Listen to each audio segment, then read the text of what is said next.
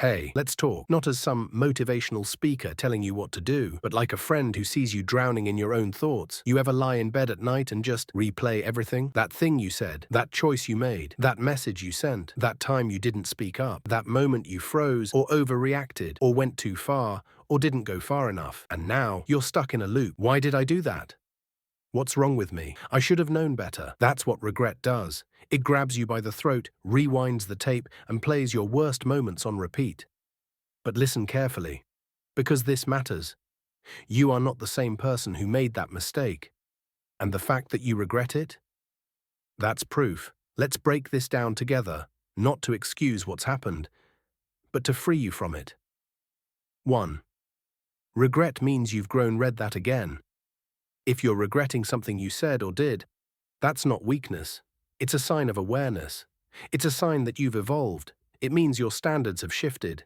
You're feeling tension between who you were and who you're becoming. And that's growth.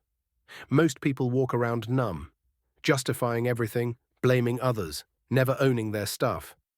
But you care enough to reflect. That alone puts you ahead of most people. So take a breath. The fact that you're here means you're already on the path forward. 2. You're judging an old decision with new wisdom. This is one of the biggest reasons you feel stuck.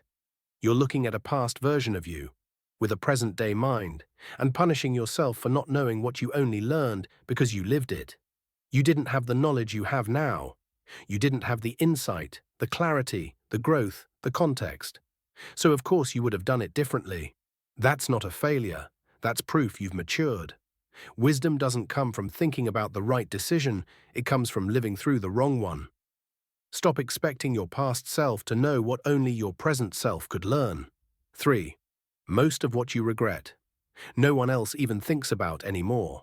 This one hurts, but in a good way. The moment you've replayed 1,000 times, the conversation you can't let go of, the thing you said or did that haunts you. Chances are, the other person hasn't thought about it twice. Why? Because people are busy living their own lives. They're focused on their own regrets, their own worries, their own future. You're living in a movie that only you are watching. So here's the question. If it's not haunting them, why are you still letting it haunt you? It's time to let yourself off the hook. 4. You were trying to cope, not destroy. Let's talk about your intentions, because that's where the truth lives. That thing you did that you regret, that choice you made. At the time, maybe you were hurt, tired, confused, reacting, trying to protect yourself, operating from fear or pain or exhaustion. You weren't trying to ruin anything. You were trying to survive something. It may not have been the right action, but the intention was never malicious. And if you can separate your pain from your personhood, you can start forgiving yourself. Because you're not evil. You were just overwhelmed. 5. You're allowed to outgrow your mistakes. Here's the wild part no one talks about. You're not meant to carry regret forever. Yes, own what you did. Yes, learn from it. Yes, take responsibility. But once that's done, you're allowed to move forward. You're allowed to be someone new. You're allowed to say, that's not me anymore. You're allowed to stop punishing yourself for something you already learned from. You don't have to bleed for the same wound every day to prove you're sorry. Real remorse is transformation. And if you're living differently now, that's enough. 6. There's a difference between guilt and self-hate. Guilt is healthy. In the right dose, it tells you, that wasn't your best. You're better than that. Let's not do that again. But self-hate? That's different. Self-hate says, you're broken. You're unlovable. You'll always be this way. That's not reflection. That's self-destruction. And it keeps you stuck. So here's your job. Feel the guilt. Learn the lesson. Then cut the rope before it becomes self-sabotage. You're not your worst moment. You're who you choose to be next. 7th, stop making identity. Out of a moment, let me say it straight. That mistake you made? That wasn't your identity. That was a chapter, not the whole book. But if you're not careful, you'll build your entire self-image around that one scene. You'll say things like, I always mess things up. I'm just not good at relationships. I ruin everything I touch. Sound familiar? Stop writing stories based on your lowest points. You're allowed to have a plot twist. You're allowed to have a redemption arc. Your future doesn't care who you were, only who you decide to become. 8. Regret traps you in the past. Responsibility sets you free. Here's where you take back your power. Regret says, I wish I could go back and fix it. But responsibility says, I can't go back, but I can do better going forward. And that's where healing begins. Not by erasing the past, but by rewriting your patterns, by living in a way that would make your past self proud. You don't need to forget. You just need to shift from guilt to growth. That's the freedom move. 9. You forgive other people, but not yourself. Why? Think about it. How many people have you given second chances to? How many apologies have you accepted? How many times have you said, they didn't mean it? They were going through something. I know they're better than that. But when it comes to you, I'm the worst. I'll never change. I don't deserve peace. Why the double standard? Why is everyone else allowed to be human, but you have to be perfect? Be fair to yourself. Give yourself the grace you give others. 10. There's no award for endless self-punishment. Somewhere along the way, you started to believe that if you keep punishing yourself, you're doing the honorable thing. That guilt somehow proves you care. That suffering equals redemption. But here's the truth. Punishment doesn't heal anything. It just keeps the wound open. If you want redemption, start living in a way that reflects who you want to be, not who you used to be. That's real accountability.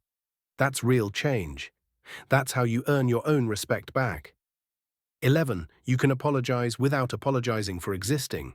You don't have to walk through life as a constant apology. You don't have to over-explain, over-justify, over-criticize yourself forever. Yes, say sorry when you need to, but don't let one mistake define your whole vibe. You can walk tall and be humble. You can be confident and reflective. The world doesn't need another person shrinking from their past. It needs someone who faced it and stood back up. 12. Healing starts with how you speak to yourself. Look at the language you use. When you mess up, do you say, I'm such an idiot? Why do I always ruin things? Of course I'd do that. I'm the worst. Now flip it. Imagine saying that to your younger sibling, or your best friend, or someone you love. Exactly. If you wouldn't talk to someone you love that way, then why are you saying it to yourself? Your inner voice builds your future. Make sure it's building something worth living in. 13. The final word. Your power is in what you do. Next, look, I know regret feels heavy. It feels endless. It makes you want to rewind time. But you don't need to go back. You need to wake up now. Right now, in this moment, you get to choose what kind of person you'll be moving forward, how you'll treat people, what kind of energy you'll show up with, what you'll finally let go of. This is the real you, not the version stuck in the past, but the one who's finally ready to stop carrying what no longer fits. You don't need to be perfect. You just need to own your growth. And once you do that, the weight starts to fall off. 14. The real you was never the mistake, just the moment was let's set the record straight. That version of you who made the wrong call, said the wrong thing, let someone down. That wasn't the full story. That was a moment, a reaction, a snapshot in time, not the whole film. But when you carry regret, it's easy to think, that's who I am. That moment defines me. That mistake says everything about me. No, it doesn't. The real you is the one watching that moment now and saying, that's not who I want to be anymore. The real you is who showed up after the damage, who wanted to make it right, who grew, questioned, reflected. The mistake may have been real, but the shame doesn't have to stay. You are so much more than that one version of you. Start acting like it. 15. You deserve to move forward without dragging the past with you. Here's the last thing I want you to hear. Maybe the most important. You've done your time. You've felt the guilt. You've learned the lesson. You've lost sleep, questioned everything, and tried to do better. Now, you deserve peace. Not because you're perfect, but because you're trying. You deserve mornings that aren't haunted by yesterday. You deserve a version of your story where healing isn't just a theory, it's your lifestyle. Let go of the version of you that only knows how to replay pain and step into the version of you that's ready to live free. You've earned that, not by being flawless, but by showing up again and again with heart. That's redemption. That's growth. That's power. You got this. So here's what I want you to remember. You're not your worst day. You're not the voice in your head. You're not your biggest regret. You're the one who keeps showing up anyway. And that's powerful. Let's move forward. For real this time.